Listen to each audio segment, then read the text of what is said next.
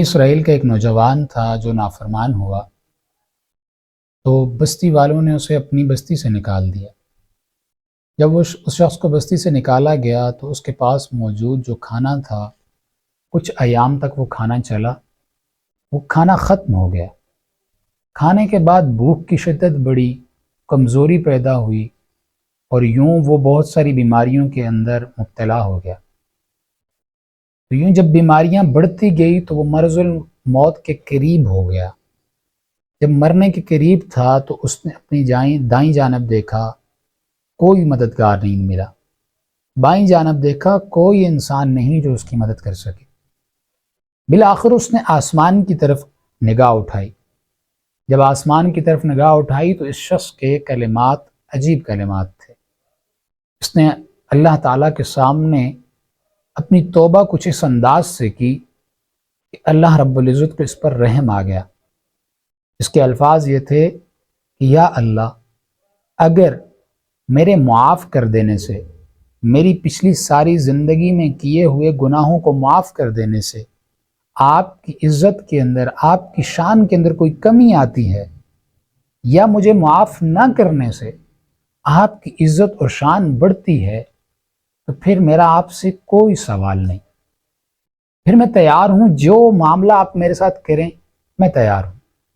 لیکن اگر معاف کر دینے سے آپ کی شان بڑھتی نہیں، معاف نہ کرنے سے شان کم نہیں ہوتی، تو یا اللہ، آپ ہی نے مجھے پیدا کیا، آپ ہی میرے مالک ہیں، مجھے معاف کر دیجئے۔ یہ الفاظ کہتے کہتے وہ شخص مر گیا۔ جب مرا تو اللہ رب العزت نے حضرت موسیٰ علیہ السلام پر وحی نازل کر دی کہ اے موسیٰ، جنگل کے اندر میرا ایک دوست فوت ہو گیا ہے۔ اب اس شخص کے جنازے کے اندر جو شخص شرکت کرے گا میں رب اس کی مغفرت کر دوں گا۔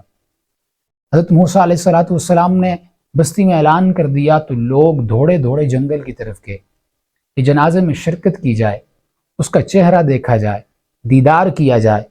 لیکن جب وہاں جا کر پہنچے، دیکھتے ہیں یہ تو وہ شخص ہے جس کی نافرمانیوں کی وجہ سے اسے بستی سے نکال دیا گیا تھا، وہ اتنا گنہگار ہو چکا تھا۔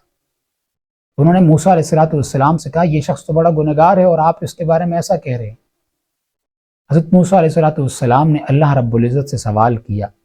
اللہ رب العزت نے جواب دیا کہ اے موسیٰ، یہ جو لوگ کہہ رہے ہیں یہ ٹھیک کہہ رہے ہیں، یہ شخص واقعی ایسا گنہگار تھا، اس نے کوئی برائی پیچھے کے لیے نہیں چھوڑی تھی، اسی برائیوں کی اور نافرمانیوں کی وجہ سے اسے بستی سے نکالا گیا تھا، لیکن مرنے سے پہلے اس نے مجھ سے ایسی توبہ کی کہ آج اگر یہ شخص مجھ سے پوری دنیا کے انسانوں کی بخشش طلب کر دیتا تو میں سب کو معاف کر دیتا۔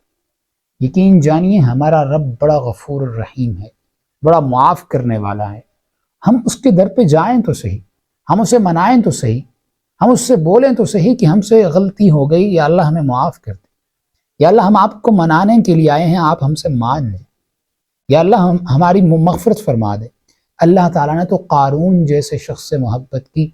حضرت موسیٰ علیہ السلام کا ہی دور ہے، یہ قارون ایسا شخص ہے کہ جس کے بارے میں اللہ رب العزت نے قرآن مجید میں 2 رکوع نازل فرمائے۔ لیکن جب یہ زمین کے اندر دھنس رہا تھا، اللہ تعالیٰ نے زمین کو حکم دیا کہ زمین اسے پکڑ لے۔ حضرت موسیٰ علیہ السلام سے کہنے لگا موسیٰ مجھے معاف فرما دو۔ موسیٰ علیہ السلام نے زمین سے حکم کیا کہ اسے مزید پکڑو۔ زمین نے مزید اسے پکڑ لیا، دھنستا چلا گیا۔ اس نے پھر آواز دی اے موسیٰ علیہ السلام مجھے معاف فرما دیجیے۔ حضرت موسیٰ علیہ السلام نے زمین کو حکم دیا کہ اسے مزید دھنسا لو، پکڑ لو۔ زمین نے پکڑ لیا، ایسے کرتے کرتے وہ دھنستا چلا گیا۔ جب وہ دھنس گیا تو اللہ رب العزت نے موسیٰ علیہ السلام سے کہا اے موسیٰ، تمہارا دل بڑا مضبوط ہے کہ اگر یہ شخص جیسے تمہیں منا رہا تھا، تمہاری منتیں کر رہا تھا، تم سے معافیاں مانگ رہا تھا، میری عزت کی قسم یہ اگر ایک مرتبہ بھی میری طرف متوجہ ہو کے مجھے کہہ دیتا کہ یا اللہ مجھے معاف کر دے، تو میں زمین کو حکم دیتا کہ زمین اسے نکال دیتی، میں اسے معاف کر دیتا۔ اللہ تعالیٰ تو اتنا غفور ہے، اللہ تعالیٰ تو اتنا رحیم ہے، اتنا کرم کرنے والا ہے۔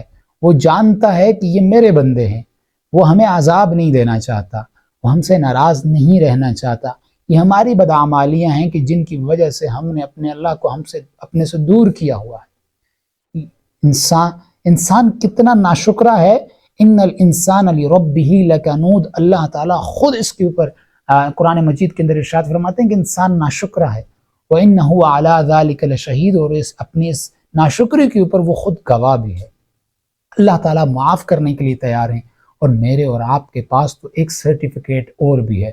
ہم تو حضور صلی اللہ علیہ وسلم کے امتی ہیں. میرے دوستو، میرے بھائیوں، اللہ تعالیٰ معاف کرنے کو تیار، ہم معافی مانگنے کو تیار نہیں ہیں. اور جب تک یاد رکھیں ہم اللہ سے معافی نہیں مانگیں گے، اللہ تعالیٰ سے اپنی گناہوں کی بخشش نہیں مانگیں گے، ہمارے یہ معاملات درست نہیں ہوں گے، ہماری یہ پریشانیاں دور نہیں ہوں گی، ہمارے اوپر آئے ہوئے حالات ٹل نہیں سکتے، بدل نہیں سکتے، اس لیے کہ یہ سب کا سب اللہ تعالیٰ کی نافرمانیوں کی وجہ سے ہمارے اوپر یہ عذاب آئے ہوئے ہیں. آج امت کا خون سستا ہو گیا ہے. بکری کو ذبح کرتے ہوئے انسان کے ہاتھ کانپتے ہیں، تھرتھراتے ہیں، دل کے اندر تھوڑی سی رحم جاگتا ہے کہ میں ایک جاندار کو ذبح کر رہا ہوں. لیکن آپ دنیا کے اوپر نظر دوڑائیں، آج امت کا خون انتہائی سستا ہو گیا ہے، اور یہ خون اسی طریقے سے بہتا رہے گا. یہ زمین مسلمانوں کے خون سے صرف گیلی نہیں ہوئی، صرف خون کو چوسا نہیں بلکہ جھلک اٹھی ہے. اتنا خون اس زمین پر مسلمانوں کا بہہ چکا ہے. یہ اندھیری رات آج کی ہمارے اوپر نہیں ہے، یہ اندھیری رات آج کی ہمارے اوپر نہیں ہے، یہ اندھیری رات 300 سال کی ہو چکی ہے. یہ کوئی 50 سال کی رات نہیں ہے، یہ 300 سال کی رات ہے. اور یہ رات، اس رات سے سویرا تب تک نہیں نکل سکتا جب تک اللہ تعالیٰ سے معافی نہ مانگ لیں، جب تک ہم اپنے اللہ کو منا نہ لیں، جب تک ہمارا اللہ ہم سے راضی نہ ہو جائے. کوئی حکمران، کوئی بادشاہ، کوئی وزیر ہماری تقدیروں کو نہیں بدل سکتا، ہمارے معاملات کو درست نہیں کر سکتا. یہ معاملات صرف اور صرف اللہ رب العزت ہی درست کر سکتے ہیں. میرے دوستو، یہ جو زندگی ہے، اللہ تعالیٰ کا باغی بن کر زندگی گزارنا کوئی زندگی نہیں. اللہ تعالیٰ نے نبیوں کی اولادوں کو نبیوں کی آنکھوں کے سامنے غرق کر کے دکھایا ہے. اللہ تعالیٰ نے نبیوں کی بیویوں کو نبیوں کی آنکھوں کے سامنے پتھر مار کر ہلاک کر کے دکھایا ہے. آپ نے دیکھا ابو لہب حضور کے چچا ہیں، لیکن تبت یدا ابی لہب وتب ما اغنى عنہ مالہ وما کسب سیصلی نارا ذات لہب وامرأتہ حمالۃ الحطب فی جیدہا حبل من مسد. نبی کا چچا ہونا انسان کو نہیں بچا سکتا، قریشی ہونا انسان کو نہیں بچا سکتا، ہاشمی ہونا انسان کو نہیں بچا سکتا. نبی کا چچا بھی ہے، قریشی بھی ہے، ہاشمی بھی ہے، سردار بھی ہے، مال و دولت بھی ہے، عہدہ بھی ہے، سب کچھ ہے. لیکن اللہ کی طرف سے پکڑ آ گئی، کوئی عہدہ، کوئی اسے لقب، کوئی اس کا ہاشمی ہونا، قریشی ہونا اسے نہیں بچا سکتا. یہ صرف اور صرف اللہ تعالیٰ کی ذات ہے کہ جب اس کی طرف سے فیصلے درست ہوں گے تو تب ہی ہماری قسمت کا سورج طلوع ہوگا. آج دیکھیں یہ دنیا کیا ہے، یہ دنیا دار الغرور ہے، مکڑی کا جالا ہے، یہ دنیا ایک دھوکہ ہے، دار العنکبوت ہے. آج آپ دیکھتے ہیں کئی لوگ، آپ رات کو سوتے ہیں کہ صبح سورج طلوع ہوگا، اٹھیں گے، لیکن رات کو جب وہ سوتے ہیں صبح اٹھ نہیں سکتے. صبح کو سوتے ہیں کہ بھئی سورج غروب ہوگا، شام ہوگی، لیکن شام ہوتے ہوتے ان کی زندگی کی شامیں ہو جاتی ہیں. اللہ تعالیٰ کی سنت تبدیل نہیں ہوتی. وَلَن تَجِدَ لِسُنَّتِ اللَّهِ تَبْدِيلًا وَلَن تَجِدَ لِسُنَّتِ اللَّهِ تَحْوِيلًا.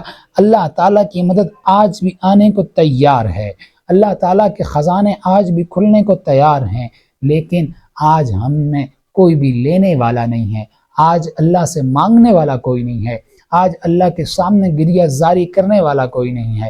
میرے دوستو، یہ دنیا کی آنکھ جب بند ہوگی، ہمارا سب سے بڑا مسئلہ اس دنیا میں یہ ہے کہ ہمیں موت کا جھٹکا نہ لگے. اور کل نفس ذائقۃ الموت، اور ہر ذی روح کو اللہ تعالیٰ نے موت کا ذائقہ چکھانا ہے. یہ ہمارا ایمان ہے.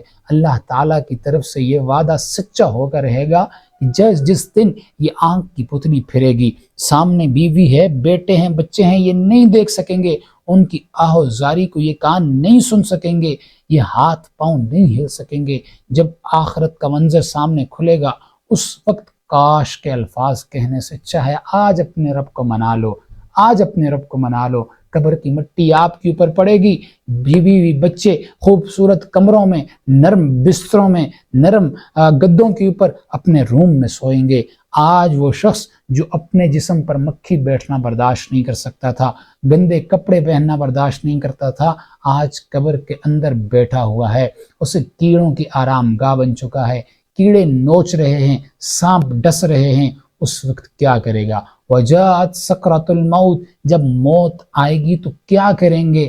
آج موقع ہے۔ اللہ رب العزت نے رمضان المبارک کا اتنا مقدس مہینہ عطا کر رکھا ہے، اس مہینے کے اندر اللہ رب العزت کے سامنے گریہ زاری کر لیں، اپنے معاملات درست کر لیں، پچھلی زندگی پر توبہ کر لیں، بخشش مانگ لیں، آگے کی ایک نئی زندگی شروع کر دیں۔